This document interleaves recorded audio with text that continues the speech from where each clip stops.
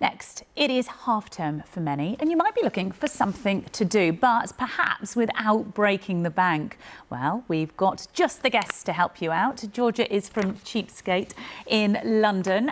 Thank you ever so much for joining us. Let's just dive straight in. Lots of people looking for things to do. What are your top options? There's so much going on next week for half term, so we're super excited to be able to share that with you today. The first one is a free outdoor screening at Merchant Square of one of Tim Burton's iconic films, Frankenweenie. And that's going to be outdoors. There's loads of deck chairs, but don't worry, there's blankets and hot chocolate for free provided. That sounds great. Yeah, it sounds lovely.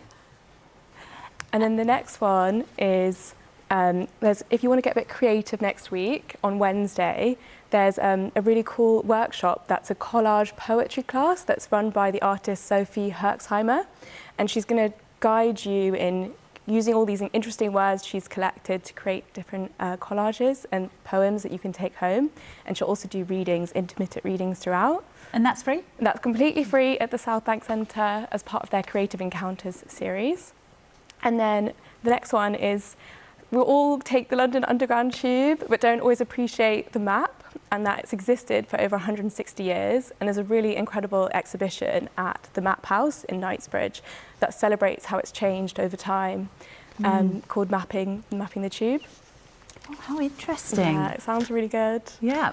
And then finally, it's Diwali next week, and to celebrate the amazing Festival of Lights, the Mayor of London has got on this amazing celebration in Trafalgar Square, and there's going to be dances, music, and loads of workshops like yoga, meditation and puppet shows. Loads going on, and that's a family event, isn't it? Yeah, any ages are welcome.